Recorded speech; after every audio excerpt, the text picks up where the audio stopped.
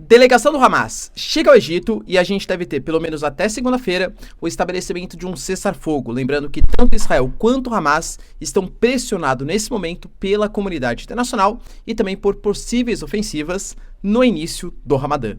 Notícias importantes também relacionadas aos Houthis que conseguiram atacar e afundar uma embarcação britânica. Vamos ver quais serão as possíveis consequências desses atos. E também Olaf Scholz, que parte para cima para saber o que de fato aconteceu nos áudios que foram vazados, que supostamente comprovariam que a Alemanha tem planos diretos para atacar a ponte da Crimeia. Lembrando que Olaf Scholz também deixou escapar em uma das suas declarações que Reino Unido e França já têm militares dentro da Ucrânia atacando posições russas. Sergei Lavrov cada vez mais fala em guerra híbrida.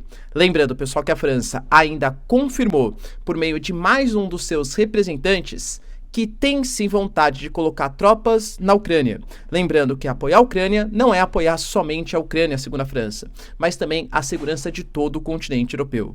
Como será que a Rússia vai responder a isso, hein? Se vocês querem entender um pouco mais sobre esses assuntos, e muito mais também sobre geografia, geopolítica, atualidades, política, polêmicas, enfim, tudo para você se manter sempre bem atualizado, já se inscreve no canal, deixa seu like, compartilha esse vídeo, que eu, professor Ricardo, conto muito com a sua ajuda. Belezinha?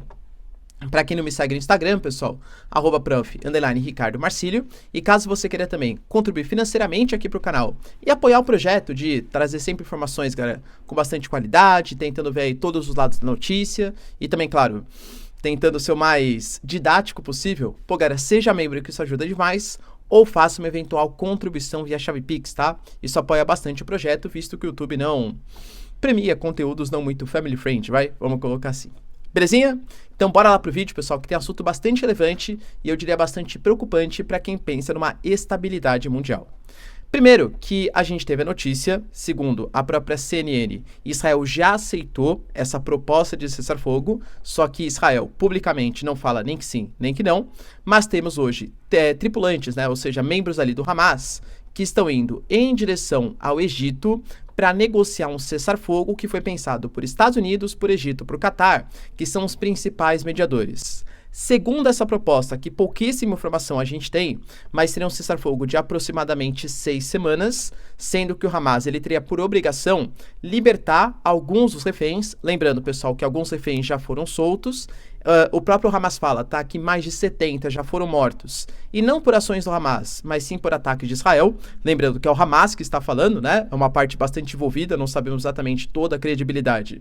Numa guerra, a primeira coisa que morre é a verdade, tá, tenham noção disso. Mas, aparentemente, esse cessar-fogo, ele cobriria uma libertação das pessoas mais vulneráveis, né? Ou seja, mulheres, crianças, talvez homens, mas somente civis, e talvez num segundo momento, em um próximo cessar-fogo, também os militares que foram capturados. Em troca, Israel daria 6 semanas de uma paz, de um cessar-fogo. Lembrando que Israel garante, ou pelo menos garantia antes do provável cessar-fogo, que uma operação militar em Rafah, aquela região com mais de exagero, mas cerca de 1,5 milhão ali de palestinos, bem no sul da cidade de Gaza, a operação começaria no início do Ramadã, no período de 10 de março, no início de 10 de março. Ou seja, por isso que eu falo, né, o Hamas, ele meio que corre contra o tempo para conseguir dar conta de estabelecer um cessar-fogo para não acontecer uma operação em Rafah, e talvez, galera, de verdade, né, nem exatamente pensando nos civis palestinos, mas sim nos 4 batalhões que ainda restam naquelas posições, ou talvez os civis palestinos também, né, fica aí o seu critério sabendo o que você acredita, mas... do outro lado, Israel também é altamente pressionado, tá? Eu diria, pessoal, que imagens e, eu diria, acontecimentos, eles mudam sim a postura do país frente a um conflito, frente a uma guerra. A imagem que circulou ao mundo de caminhões de ajuda humanitária chegando em direção à faixa de Gaza e quando eles entraram, uma aglomeração ali se formando, de repente informações que mais de 100 palestinos foram mortos e mais de 750 feridos por ações dos israelenses, isso começaram a gerar uma baita pressão na comunidade internacional, com críticas da França, críticas da Alemanha, crítica dos Estados Unidos, e eu sempre falo, enquanto são países como Turquia, Irã, Síria, Líbano criticando, cara, eles vão criticar mesmo, né, porque faz parte da geopolítica criticar o seu opositor, mas quando a gente percebe aliados criticando, isso mostra, né, uma grande insatisfação com a postura que foi adotada. Tanto que Estados Unidos, Jordânia, a gente teve também, pessoal, a Holanda, o Reino Unido, o Egito, Emirados Árabes, todos começaram a jogar ajuda humanitária via aérea, né? Inclusive os Estados Unidos jogou ali 38 mil refeições para a população da faixa de Gaza. Alguns criticaram, foram só migalhas, mas os americanos continuam apoiando militarmente. Não, pô, que legal, os Estados Unidos está mudando, está gerando ajuda humanitária, então até isso eu diria que foi bastante polêmico. Mas por que isso começou? Por conta da imagem que mudou o conflito, digamos. A gente teve o porta-voz das forças israelenses falando que a averiguação foi feita por parte de Israel e que eles não disparam um só tiro contra os civis palestinos. Que, na verdade, teve um tumulto, as forças israelenses dispararam, não deixou exatamente claro, tá? Mas dispararam para afastar aquela multidão quando alguns saqueadores foram roubar. Aí sim, alguns conflitos começaram a acontecer contra esses saqueadores e houve tumulto, pisoteamento, etc. Só que eu até apresentei para vocês ontem que a ONU, ela falou que próximo ali do hospital de Al-Shifa, onde vários civis que sofreram ali estavam sendo atendidos, a gente teve sinais de disparos, de marcas de balas. Da onde que veio aquilo? Dos saqueadores? Enfim, tá? Então tem essa diferença aí de narrativa. Por isso que eu falo que Israel está pressionado pelos seus aliados e o Hamas também, porque a operação começará, ou possivelmente começaria no dia 10. Será que dessa vez, pessoal, rola um cessar-fogo um pouco mais longo, de 6 semanas? Lembrando que isso não significa, em nenhum momento, a paz. Outra notícia, pessoal, que movimentou bastante, está ligada aos ataques dos Houthis. Os Houthis continuam realizando as suas operações, tá? Para quem não se lembra, os Houthis são aquele grupo rebelde xiita ali do Iêmen. O Iêmen que passa por uma guerra civil e os Houthis eles controlam uma parte do país. Os Houthis fazem parte do autodenominado Eixo da Resistência, liderado pelo Irã e que apoia as ações do Hamas, da Jihad Islâmica, do Hezbollah contra Israel. Eu diria, pessoal, que os Houthis, de todos, tá, esses grupos, excetuando o Hamas, claro, é o que mais se tomou à frente de luta, à frente de batalha contra Israel, realizando operações não só contra navios comerciais que comercializariam com Israel, inclusive no porto de Eilat, ali bem ao sul do território. Eles alegam que qualquer embarcação comercial que passa ali pela região do Golfo de Aden, do Estreito de Bab al-Mandeb, do Mar Vermelho, para negociar com Israel, vai ser atacado, e depois que os britânicos e os norte-americanos principalmente começaram a utilizar os seus navios, militares, enfim, para tentar defender Israel, eles anunciaram que até existe uma briga contra os Estados Unidos e contra os britânicos. Navios desses dois serão atacados pelos Houthis.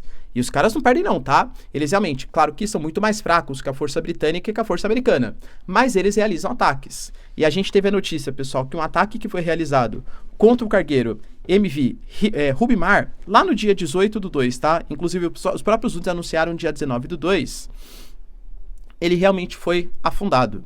Isso mostra, né, como os Houthis, eles têm uma capacidade bélica interessante, óbvio que não comparável ao Ocidente, mas muito por conta de uma ajuda dos iranianos. O Irã, que lembrando, é sim uma potência militar regional e está apoiando o chamado Eixo da Resistência contra as ações israelenses. Professor, que absurdo! E os britânicos não estão fazendo nada? Vão posicionar mais embarcações militares para lá, e os Estados Unidos, que poderiam tomar atitudes um pouco mais severas, vamos colocar assim, Biden está preocupado, hein? Atitudes severas podem fazer com que o Oriente Médio entre numa convulsão e isso faça com que os americanos percam ainda mais sua influência regional ali naquela região. E lembrando que parte do eleitorado do Biden dos Estados Unidos é a comunidade islâmica, que já está brava com o Biden porque o Biden está dando muito apoio para os israelenses. Se entrar num conflito contra islâmicos no Oriente Médio, isso pode fazer com que o Biden, que segundo pesquisa eleitoral está mais distante do Trump numa eleição dos Estados Unidos, perca parte importante do seu eleitorado, que é o eleitorado muçulmano. Ou seja, eu diria, pessoal, que os Houthis devem continuar com os ataques, pelo menos no futuro próximo. Eu falei para vocês ontem, compartilhei uma notícia, cara, bastante polêmica e interessante, sobre escutas, áudios que foram vazados. Conversa de 30 minutos, tá? Entre militares alemães que estavam discutindo a concessão de mísseis Taurus. Lembrando que os mísseis Taurus, eles são os mísseis de longa distância, tem mais ou menos, tá, 500 quilômetros de capacidade, ou seja, de um território hoje ucraniano, não a Ucrânia ocupada, tá? Ucrânia invadida. A Ucrânia, tipo, sei lá, Kiev, por exemplo, conseguiria disparar e atingir Moscou, a capital da Rússia. A Ucrânia está pressionando para que esses mísseis sejam cedidos para os ucranianos. A gente teve aqui algumas conversas divulgadas, dando a entender que os militares eles estariam negociando, eles estariam conversando para saber quais seriam os impactos do Taurus. E mais, hein? Confabulando ali entre eles que os Tauros poderiam ser utilizados ou para atacar posições ali de munições, equipamentos da Rússia, ou até mesmo na região de Kerch, a ponte da Crimeia, um símbolo para o Putin, um símbolo do imperialismo, da retomada da Crimeia lá em 2014. A ponte da Crimeia, além de toda a parte logística e tal, tem uma parte simbólica muito forte do que representou a invasão ou a dominação da Crimeia por parte do Putin, tá? Então, galera, aparentemente, né? Se tratava de uma reunião prévia que serviria como uma informação para o Boris Pistorius, que é o ministro da Defesa da Alemanha, para saber se ele poderia ou não atingir a ponte da Crimeia. E essas escutas, quando elas foram divulgadas pela Rússia, elas foram validadas pela Alemanha, realmente são escutas reais. A preocupação que está se colocando, inclusive agora da Alemanha, é se isso é uma coisa conjuntural, ou seja, esse áudio ele foi vazado, divulgado, tal, ou se é uma coisa estrutural. Se a Rússia tem capacidade de perceber todas as conversas que estão envolvendo a alta patente aí, alto gabarito dos militares alemães. E claro, galera, que para a inteligência alemã isso gera uma baita preocupação.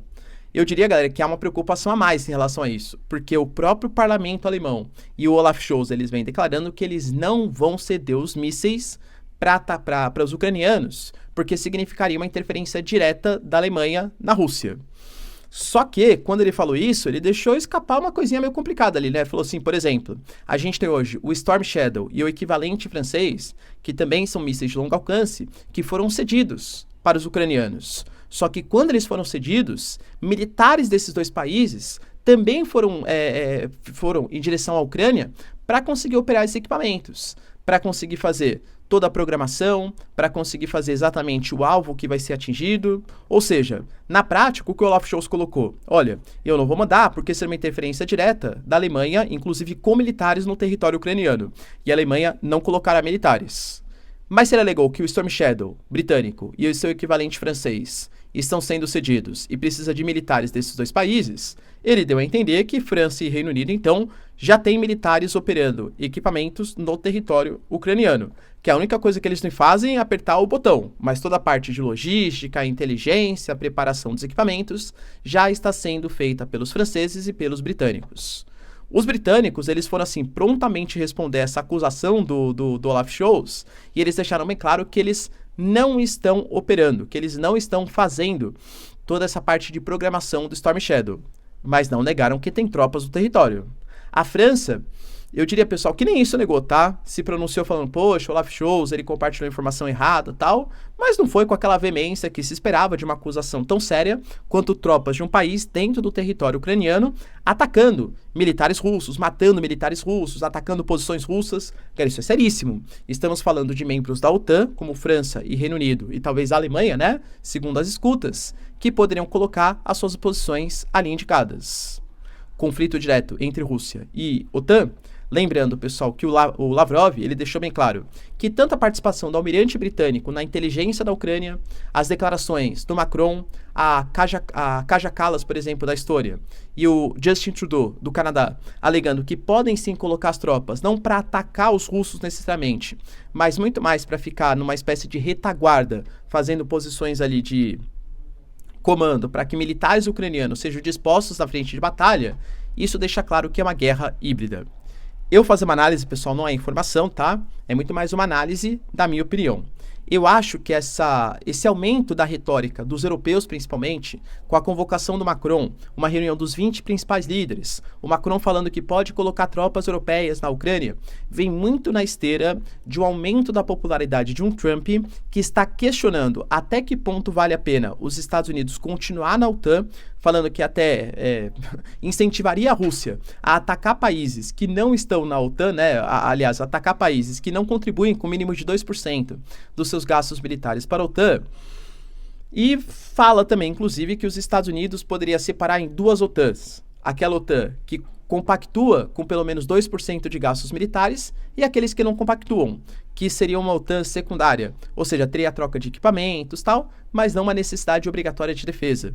Então, parece-me, tá? Que os europeus eles estão percebendo que eles têm que depender muito mais de si do que exatamente dos Estados Unidos e da OTAN. E até mesmo, cara, a gente teve hoje, por exemplo, a palavra de um representante francês deixando isso bem claro, tá? Ele falou, olha, a questão de colocar tropas na Ucrânia não pode ser descartada, porque quando nós, europeus, estamos lutando pela Ucrânia, não é uma luta somente pela Ucrânia, é uma luta pela defesa do continente europeu, porque o imperialismo, a agressividade de Moscou não vai parar na Ucrânia, vai também para outros territórios. Talvez países bálticos, talvez Polônia, talvez a Moldávia com a região separatista da Transnistria, talvez a Geórgia que já tem a Abkhazia e o Ossétia do Sul. Enfim, galera, são todos pontos que a gente tem que especular, tá? Lembrando que o Putin deixou bem claro que depois da Ucrânia não há nenhum tipo de interesse. Mas, novamente, galera, em uma guerra, a primeira coisa que morre é a verdade. Você acredita necessariamente nas palavras do Putin? Ou de uma Alemanha que inicialmente falou que só ia mandar capacete e agora estava discutindo atacar a ponte da Crimeia? Você acredita nesses países? Entende? Eu diria que a situação está se complicando e a Europa cada vez mais está interferindo na Ucrânia. Será que militares britânicos e franceses já estão ali posicionados, segundo as declarações do Olaf Scholz? Deixa aí nos comentários, pessoal. Quero saber sua opinião. No mais, se vocês curtiram o vídeo, tamo junto. Beijos, abraços e tchau, tchau.